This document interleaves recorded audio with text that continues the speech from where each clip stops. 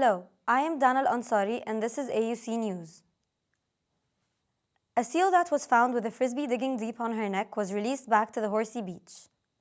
The seal, named Frisbee, was found by local wildlife volunteers at the Horsey Beach. She was then taken to the Royal Society for Prevention of Cruelty to Animals, where they treated her for malnourishment and deep cuts. They spent months giving her plenty of food and tender care. Part of the job, it has to be said. Everybody thinks we're sad when we do this part, but we're not. It's just lovely. You know, all that hard work has been done, and the best part is getting them back in the water. 7 boys were found on drug overdose in a private school in Australia on Wednesday during school time. The boys were taken to the Gold Coast University Hospital from St. Stephen College. These students were between 14 and 15 years old.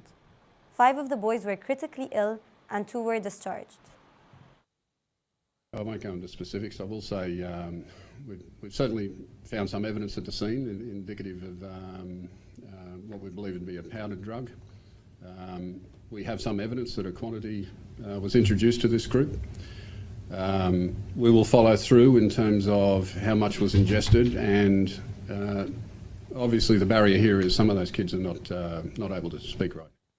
The police are inspecting how the students got the drug and if they have more substance or not. A special envoy was dispatched by Pope Francis to investigate accusations that a bishop had covered up sex abuse. Maltese Archbishop Charles Scicluna underwent gallbladder surgery on Wednesday in Chile. Victims and others opposed to the appointment of the bishop were accused of covering up the country's most notorious pedophile priest. Maltese Archbishop Charles Scicluna was stable and conscious after the surgery, and his hospital recovery will take around 48 to 72 hours, according to Jamie Coiro, spokesman of the Bishops' Conference.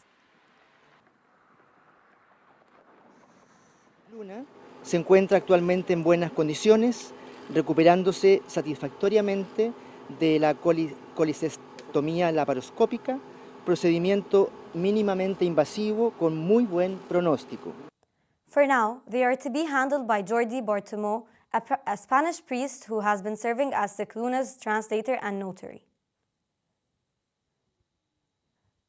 Beijing is welcoming friends from all over the world at the 2018 Pyeongchang Winter Olympics closing ceremony through a show called Beijing in 8 Minutes. Chinese director Zhang Yimou has been prepping his team of over 200 members since they arrived in Pyeongchang, and on Wednesday, they joined all together to practice along with the entire rehearsal ensemble for Sunday's closing ceremony. Zhang has also directed the Beijing 8-minute show in Athens and the opening and the closing ceremony of the 2008 Beijing Olympics, which received a lot of praise and international acclaim. But this time, he wants to demonstrate the new achievements of the contemporary China, like modern technology. Zhang said that today was their first time they have the entire rehearsal with all the elements included, blacking out 8-minute show with the ceremony. The closing ceremony will also include a section where Pyeongchang officially hands over the Olympic flag to Beijing, which signifies that the Winter Olympics is now in Beijing's hands. UN Secretary-General Antonio Guterres called for a General Assembly. The Assembly will discuss an implementation of the UN Security Council's resolution demanding a 30-day ceasefire across Syria that was approved on Sunday. Efforts of the UN and other countries are intense in order to save Syrian citizens from the bloodshed that caused a lot of casualties the past weeks. Guterres reminded all the parties of their obligation towards human rights law to protect civilians and infrastructure at all times, in addition to efforts in fighting terrorism. South China's Hainan Island is experiencing a magnificent amount of stranded cars in the streets as holidaymakers are trying to find a way to go back to work after the Spring Festival holiday. On Thursday, the first working day in Haikou City, thousands of vehicles were stranded on roads of Kyushu Strait in order to reach Guangdong province.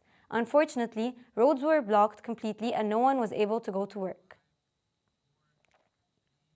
Authorities of Hainan decided to extend the holiday one more day to decrease the amount of vehicles on the roads. dense fog surfaces stranded a huge amount of cars and passengers at both ports, Hainan and Guangdong provinces.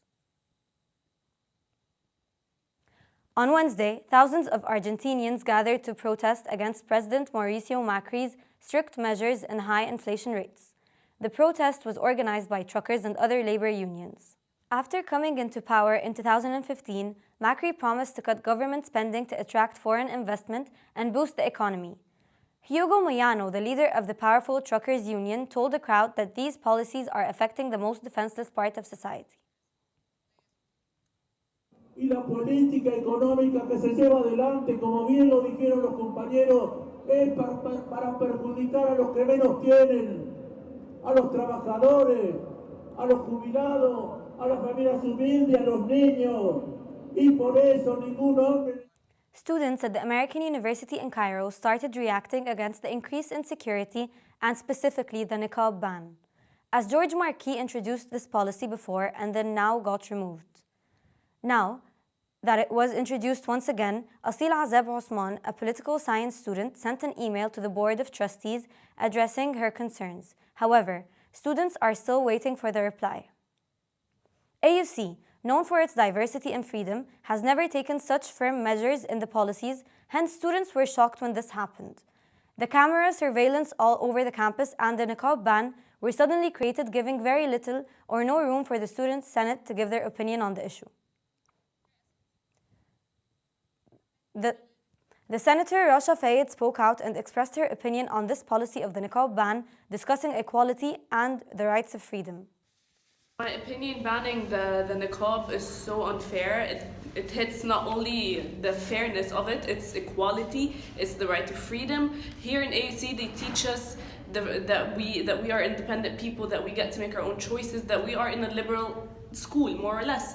But now they're like, okay, you get to study what you want, but you can't dress the way you want. But if someone is like walking around with a very skinny pants or a crop top or whatever, no one would say anything. But because someone is covered, now it's them. This is all for today. I am Dana Al-Ansari. Thank you for watching.